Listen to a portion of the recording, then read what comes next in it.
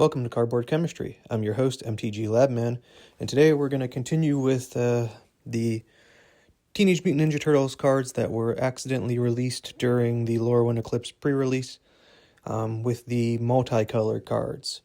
So let's get started.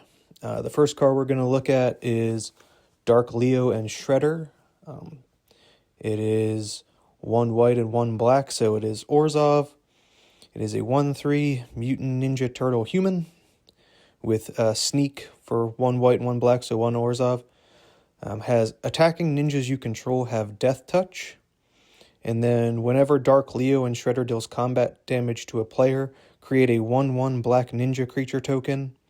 Then if you control 5 or more ninjas, that player loses half their life rounded up. So, really interesting commander, really interesting legendary creature. I would not run this in the command zone. Great ability, though, gives all of your attacking ninjas Death Touch, so, gives them more of an ability to not be blocked. Opponents are going to have the choice of either losing their creature or, basically, if you have 5 ninjas in Leo and Dark Leo and Shredder deal combat damage to that player loses half their life. So kind of a trade-off there. Really good card, really solid card. I really like this one. I think it's going to be a key staple and one of the cards we're going to talk about later in this episode. So let's move on. Next is Dawn and Leo Problem Solvers, 3 colorless and then 2 hybrid Azorius, so white or blue mana symbols, so 5 mana value overall. 4/6 legendary creature Mutant Ninja Turtle with Vigilance, and it has at the beginning of your end step, exile up to 1 target artifact you control and up to 1 target creature you control, then return them to the battlefield under their owner's control. So this is a typical Flicker commander, their Flicker creature. Allows you to do an artifact and a creature. So if you have any powerful artifacts that have ETBs or any powerful creatures that have ETBs, it's basically a free flicker every end step. So not much more to say about that. Typical flicker shenanigans that can go on. I think the pairings, some of the pairings are a lot more stronger than others. And 5 mana for a flicker, is what it is. It has no ability in and of itself. So, or no enter the battlefield ability on itself, but still a pretty solid card. Moving on, another pairing of the brothers, Dawn and Raph, Hard Science. 1 colorless and then 2 hybrid so red or blue. 2/4 legendary creature Mutant Ninja Turtle with Menace, and whenever Dawn and Raph attack, the next non-creature spell you cast this turn has affinity for artifacts. So whenever they attack, next spell, non-creature spell, so instant, sorcery, artifact, enchantment, planeswalker. Battle, if you run any of those, will cost 1 less to cast for each artifact you control. Simple, straightforward ability. They don't have to do combat damage. It's just whenever they attack, so it's just an attack trigger. Moving on, we have Krang and Shredder, 4 colorless and then 2 hybrid Dimir, so blue or black, for a 6/7 legendary creature Utrom Ninja or Human Ninja. Whenever Krang or Shredder enter or attack, each opponent exiles cards from the top of their library until they exile a non-land card. And it has Disappear. At the beginning of your end step, if a permanent left the battlefield under your control this turn, you may cast a card exiled with Krang and Shredder without paying its mana cost. So, 6 mana, enters or attacks, each opponent exiles a card. And then whenever at the beginning of your end step, if a permanent left the battlefield, you can cast any of those cards without paying one of those cards without paying its mana cost. So, honestly, like, this is a pretty solid ninja card. It doesn't have ninjutsu or sneak, so you want to run something that gives gives ninjutsu, or find a way to sneak this onto the battlefield. And basically, if you're sneaking or ninjutsuing other creatures, whenever one of those leaves the battlefield, even if you've attacked with Krang and Shredder, basically bouncing that card back, that unblocked creature back to your hand, will trigger this ability. So you can then cast spells off your opponent's libraries without paying their mana cost. So seems like a pretty strong addition to a ninja deck. Now moving on, we have the Last Ronin, 4 colorless, and then 1 black and 1 green. So this is a Golgari enchantment saga. First chapter is destroy all creatures, so board wipe for 6. And then second chapter, mill 4 cards. When you do, return target creature card from your graveyard to your hand. So, basically fill your library with 4 more cards, and if none of those 4 cards are good, you can, return one of the cards that destroyed with the first chapter board wipe. And then third chapter, whenever a creature you control attacks alone this turn, put 3+1/+1 counters on it. It gains trample, lifelink, and indestructible until end of turn. So your last saga there buffs up a creature, lifelink, indestructible, trample, and basically gives it a, hey, I'm a super powerful creature. I'm the Last Ronin, kind of, and gives you a solid attacker. Now, if your opponents haven't built a board state. All right, moving on, we have Mike and Donnie Party Planners, 2 colorless and then hybrid Simic, so green or blue, 3/3 legendary creature, mutant ninja turtle with ward 2, and then you may look at the top card of your library at any time, and you may play lands and cast mutant, ninja, or turtle spells from the top of your library. If you cast a creature spell this way, that creature enters with an additional +1/+1 counter on it. This is one of the few pairings I can see that could be actually run in the command zone. It does give you the ability to look at the top card of your library at any time. You can play lands, and, I could see this being a face of a mutant or ninja or turtle commander. Probably more of a mutant or turtle commander deck if you're running this in your command zone, but it gives you card advantage, and not much more to say. It's not a super flashy card, but it is, anytime you cast one of those creature types, it does enter with an additional +1/+1 counter on it. So pretty solid card overall. Moving on to another brother pairing, we have Mikey and Leo, Chaos and Order, and that's just 2 hybrid Selesnya, so green or white, 2/2 legendary creature, mutant ninja turtle. Whenever you put a counter on a creature you control, draw a card. This ability triggers only once each turn.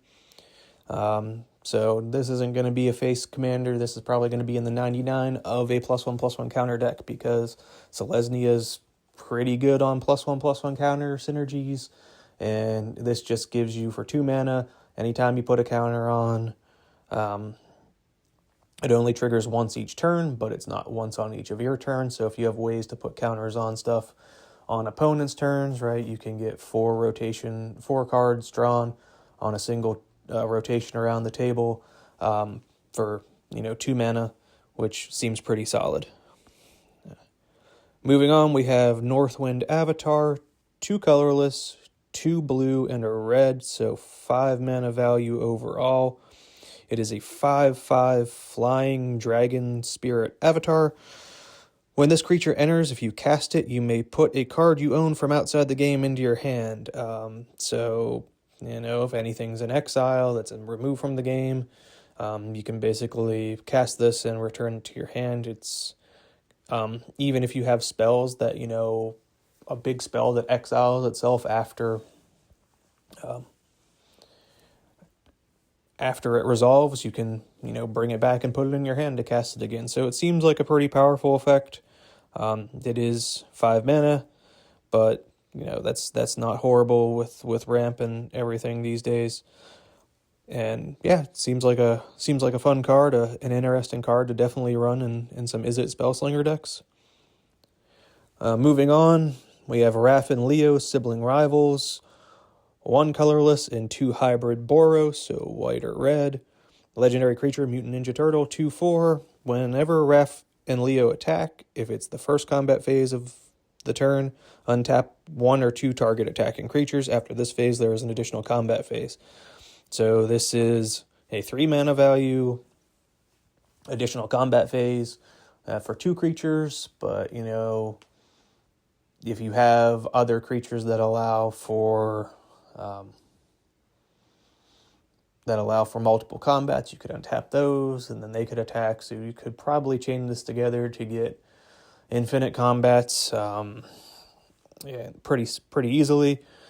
This is also, looks pretty good for just an additional attack with like Arabella, Abandoned Doll.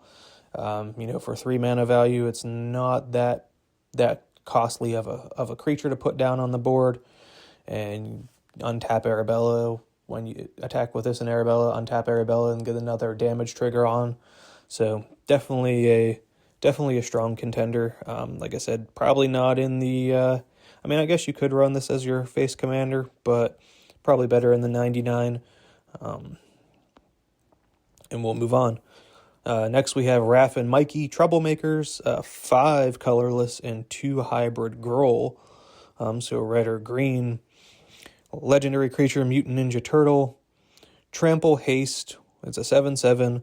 Whenever Raph and Mikey attack, reveal cards from the top of your library until you reveal a creature card. Put that card onto the battlefield tapped and attacking, and the rest on the bottom of your library in a random order. So, super strong ability. Ever you attack, you basically flip, kind of cascade into a creature. That creature enters the battlefield tapped and attacking.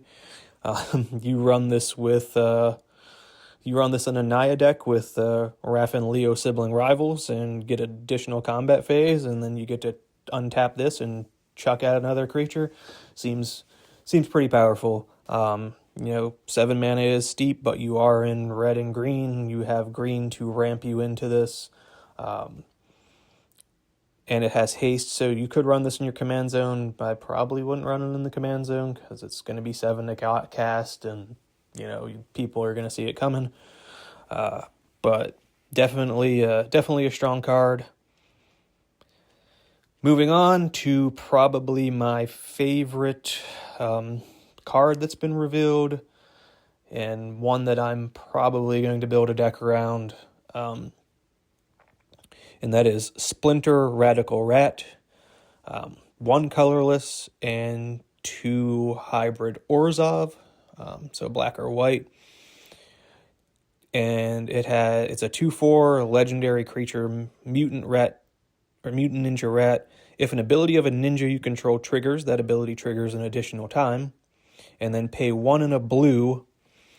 Target ninja can't be blocked this turn. So this is actually not an Orzhov identity commander. This is a Esper identity commander. Esper is my favorite color combination in Magic. So the fact that you can pay 2, give a ninja unblockable, and then if its ability triggers, it triggers an additional time. So think of, we have the new ninjas coming out in TMNT, and we have the old ninjas, Yuriko. If you run Yuriko in this, Yuriko's ability would trigger twice. And it just seems like a super powerful ninja commander. And finally, the last multicolor card that was revealed is Toka and Razar, Terrible Twos. It's a hybrid, 2 hybrid Rakdos mana. It's a legendary creature, Turtle Wolf Mutant, 3/2. This spell can't be countered, so it can't be countered. Has Menace, and then whenever a player casts a spell, if the amount of mana spent to cast that was less than its mana value, Toka and Razar deals 3 damage to that player. So any player running, any of the medallions that reduce mana costs, basically anything that reduced cost anytime they pay less than what the mana value is, Token Razor deals 3 damage to that player. So, real fun burn commander. I do like these guys. These guys, if you've ever watched the live action Teenage Mutant Ninja Turtles from back in the day, I think Shredder makes these guys, and he's like, they're babies because they're real young, and it's just a real nod and a real fun kickback, but definitely a powerful card. Especially, I could see this with I forget the name of the horror off the top of my head. The horror that whenever a player casts a spell that's different than the mana value, it deals damage. Because you can make a really punishing deck that really punishes your opponents for reducing mana value and not casting spells at their cost. And that's it for the multicolored cards. Feel free to like, comment, share, subscribe, and I'll catch you guys on the next one.